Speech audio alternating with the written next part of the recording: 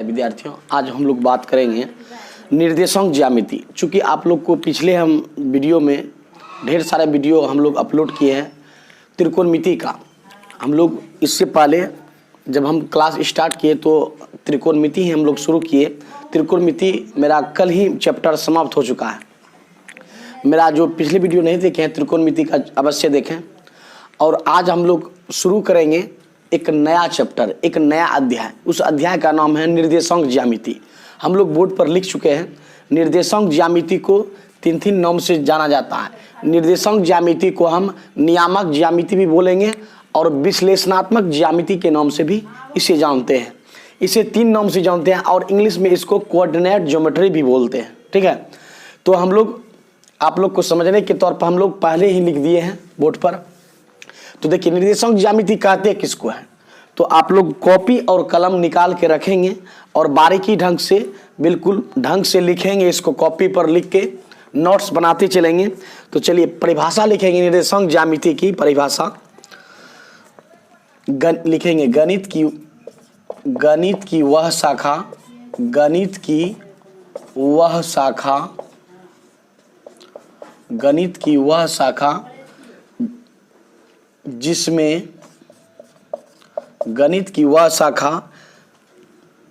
शाखा जिसमें ज्यामिति प्रश्नों को, जिसमें ज्यामिति प्रश्नों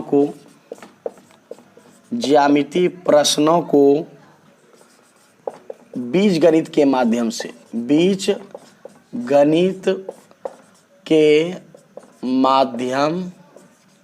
बीजगणित के माध्यम से हल किया जाता है, हल किया जाता है।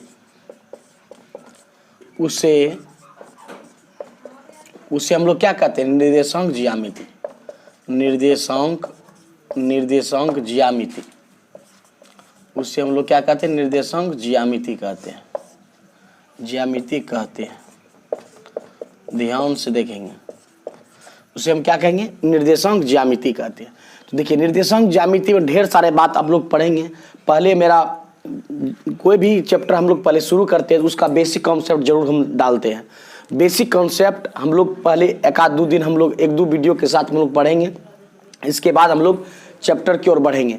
तो हम लोग देखिए, निर्देशांक ज्यामिति हम लोग किसे कहेंगे? तो गणित की लिखेंगे। यहाँ आप लोग कॉपी और कलम लेकर जरूर रखें पास में और बारीकी ढंग से लिखते रहें।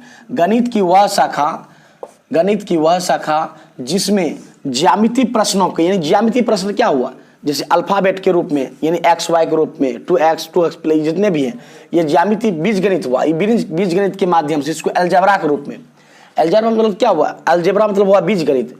बीजगणित के माध्यम से इसको, इस अगर माध्यम से हम बनाते हैं तो उसी को हम क्या कहते हैं? उसी को हम निर्देशांक ज्यामिति कहते हैं। उसी को हम क्या कहेंगे?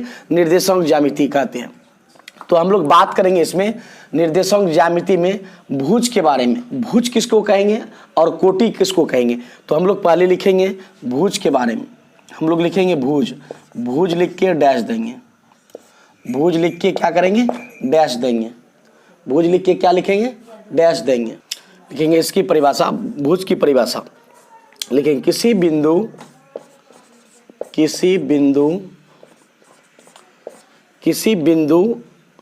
की y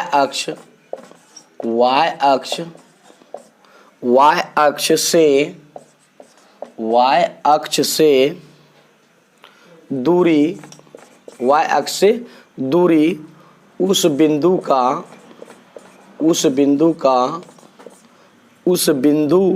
का x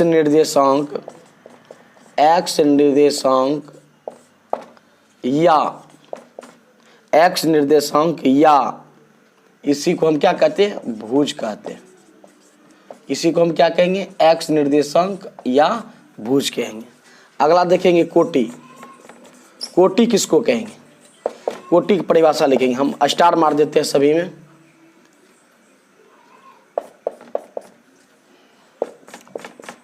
कोटि की परिभाषा लिखेंगे, ध्यान से देखेंगे। किसी बिंदु की, अब क्या हो जाएगा, यहाँ किसी बिंदु को y अक्ष से, अगर भुज कहेगा तो y अक्ष से लेना है, अगर कोटि कहेगा तो x अक्ष की ओर जाना है। तो लिखेंगे किसी बिंदु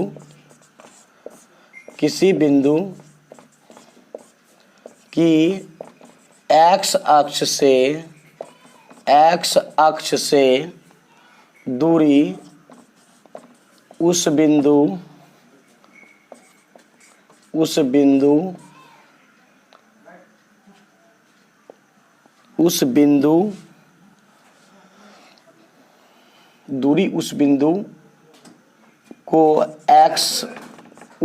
को y निर्देशांक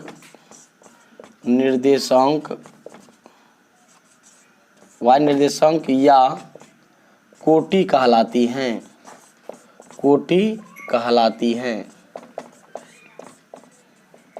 चलिए आप लोग लिख लेंगे इसको, इसकी परिभाषा।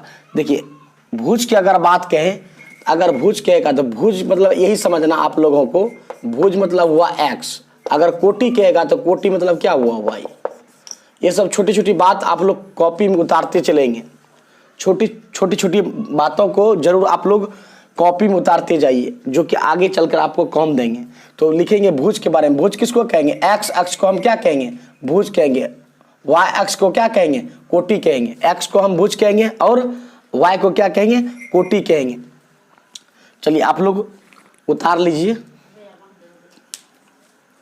चलिए देखेंगे आप लोग, अगला स्टार मारेंगे, अगला स्टार मार के लिखेंगे x अक्ष। आप लोग कॉपी और कलम निकाल के रखे हैं, बारीकी ढंग से इसको उतारेंगे। बहुत इंपॉर्टेंट लाइन सब है जी, इसको उतारना बिल्कुल ज़रूरी है। आप लोग जो कि आगे काम देंगे आगे, तो देखेंगे x अक्ष पर लिखेंगे, x अक्ष पर स्थित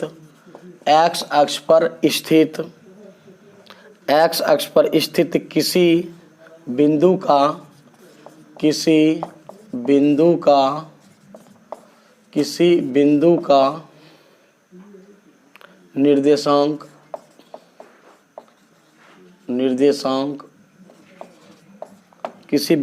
निर्देशांक x, 0 के रूप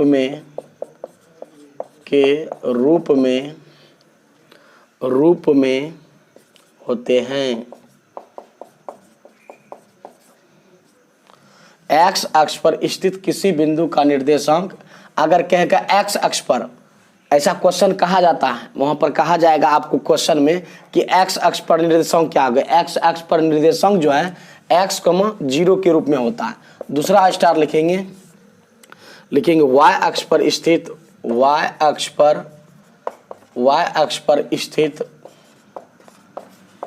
अक्ष पर स्थित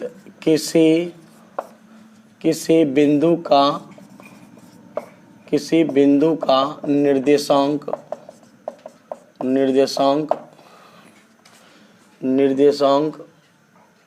0, y के रूप में होता है। ये सब पॉइंट को छोटा पॉइंट है, ये सब छोटा पॉइंट है। इस पॉइंट को याद रखना बिल्कुल ज़रूरी है जी। अगर याद रहेगा तो आगे आपका क्वेश्चन खटखट बनेगा। अगर याद नहीं रहेगा ये सब छोटा मोटा बात, तो आपको आगे क्वेश्चन में आपको सवाल बनाने में बिल्कुल प्रॉब्लम होगा, सॉल्यूशन करने में। तो देखेंगे मूल बिंदु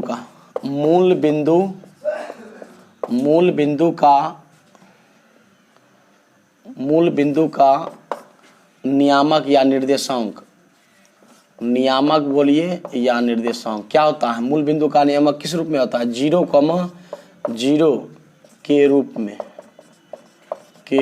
में होता है।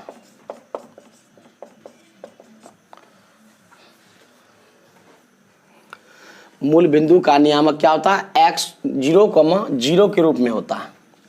किस रूप में होता है, 0, 0 के रूप में। अगर कहेगा x अक्ष पर स्थित निर्देशांक क्या होगा, x, 0 याद रखेंगे। और y अक्ष पर कहेगा तो y अक्ष पर निर्देशांक क्या होगा, 0, y। और मूल बिंदु का कहेगा नियामक या निर्देशांक तो क्या रखेगा, क्या बोलेंगे, 0, 0 होता है मूल बिंदु का। तो देखेंगे हम लोग एक अक्ष बनाएंगे आपके सामने, एक समतल तल पर लिखेंगे स्टार मार के, एक समतल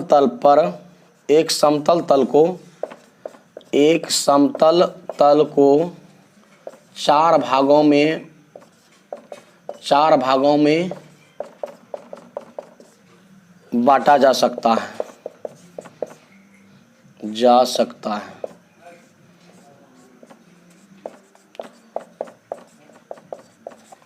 एक समतल तल को कितने भाग में बांट सकते हैं हम लोग? 4 भाग में।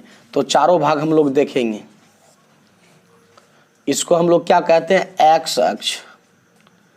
इसको बोलेंगे एक्स, इसको एक्स डैश बोलेंगे, इसको वाई डैश बोलेंगे, इसको वाई बोलेंगे, इसको एक्स बोलेंगे। इसी को हम लोग क्या बोलते हैं? एक्स अक्ष, वाई डैश। चलिए हम लोग देखेंगे इसमें बहुत तरह का क्वेश्चन जो कि सवाल पूछता है एग्जाम में इससे रिलेटेड। या तो आपको पूछ देगा मूल बिंदु का नियामक, कभी ऑब्जेक्टिव में कभी क्या 100% पूछता ही इससे सवाल, आपको ऑब्जेक्टिव इसी से निकाल कर भर देता है। तो इस सब चीज़ को बारीकी ढंग से आप लोग देखेंगे और बारीकी ढंग से कॉपी में नोट्स करते जाएंगे, जो कि आप लोग को बिल्कुल लाभकारी ही है जी। ये सब पॉइंट को छोड़ना नहीं है आप लोग को, इसी से सवाल उठाता है बिहार बोर्ड। ठीक है, जो भी बच्चे बिहार बोर्ड से देते हैं एग्जाम, इसी से आपको क्वेश्चन सब्जेक्टिव से निकाल के ऑब्जेक्टिव बनाता है। तो इस सब चीज़ को छोटी छोटी पॉइंटों को देखना है। ठीक है, इस सब को मंथन करना है घर में। ठीक है, तो एक समतल तल को 4 भागों में हम बांट सकते हैं। एक समतल तल को कितने भाग में बांट सकते हैं? 4 भाग में। 4 भाग में देखेंगे हम लोग, चारों भाग में उसका क्या क्या नाम है उसको देखेंगे। प्रथम भाग, इसको हम क्या कहते हैं? प्रथम भाग। इसको क्या कहते हैं? प्रथम भाग। प्रथम पद भी कहते हैं इसको, प्रथम पद। इसको हम लोग क्या कहते हैं? द्वितीय पद। इसको क्या कहेंगे? द्वितीय पद। द्वितीय पाद, इसको क्या कहेंगे? द्वितीय पाद। प्रथम पाद, इसको हम बोलेंगे तृतीय पाद। तृतीय पाद, इसको हम क्या बोलेंगे? चतुर्थ पाद। हालांकि इसको हम चतुर्थांश भी बोलते हैं। इसको हम प्रथम पाद को हम प्रथम चतुर्थांश भी बोलेंगे, फर्स्ट क्वाड्रेंट भी बोलेंगे इंग्लिश में। ठीक है, तो प्रथम पाद भी बोलेंगे, याद रखेंगे इसको। हम लोग प्रथम चतुर्थांश भी बोलेंगे इसको, प्रथम चतुर्थांश। इसको हम प्रथम चतुर्थांश भी बोलेंगे, इसको प्रथम पाद भी बोलेंगे। ठीक है, इसको द्वितीय पाद भी बोलेंगे, द्वितीय चतुर्थांश भी बोलेंगे, तृतीय पाद बोलेंगे, तृतीय चतुर्थांश भी बोलेंगे, चतुर्थ पाद भी बोलेंगे, चतुर्थ चतुर्थांश भी बोलेंगे। इसी को हम फर्स्ट क्वाड्रेंट भी बोलेंगे। ठीक है, तो आप लोग जिस ढंग में लिखना चाहते हैं बिल्कुल लिख सकते हैं। फर्स्ट क्वाड्रेंट इंग्लिश में लिखना है तो इंग्लिश में लिखिए, हिंदी में लिखना है प्रथम पाद लिखेंगे या तो प्रथम चतुर्थांश लिखेंगे। तो हम लोग कभी कभी इससे भी क्वेश्चन बनाता है बिहार बोर्ड। कैसे बनाएगा? तो लिख देगा प्रथम पाद में क्या चिन्ह है, प्रथम पाद का क्या चिन्ह है, याद रखेंगे प्लस और प्लस। प्रथम पाद जो है प्लस और प्लस रखा जाता है। प्रथम पाद में क्या रखा जाता है? प्लस और प्लस। द्वितीय पाद में माइनस और प्लस। और देखिए तृतीय पाद में क्या रखते हैं? इसमें तृतीय पाद में माइनस कॉमा माइनस रखते हैं। और चतुर्थ पाद में हम लोग क्या रखते हैं? प्लस और माइनस को रखते हैं। ठीक है, ये सब कॉपी में आप लोग नोट्स करते जाएंगे, जो कि आप लोगों के फायदेमंद के लिए है। चलिए आप लोग उतार लेंगे। विशेष हम लोग आज नहीं दे पाएंगे कंटेंट। इसके बाद जो वीडियो हम देंगे इससे रिलेटेड बिल्कुल रहेंगे। आप लोग को इससे रिलेटेड सवाल, जितने भी इससे रिलेटेड सवाल होंगे अगले वीडियो में हम लोग देंगे, जो भी होंगे। आज का क्लास हम लोग यहीं रखेंगे। गॉड ब्लेस यू, धन्यवाद, जय हिंद।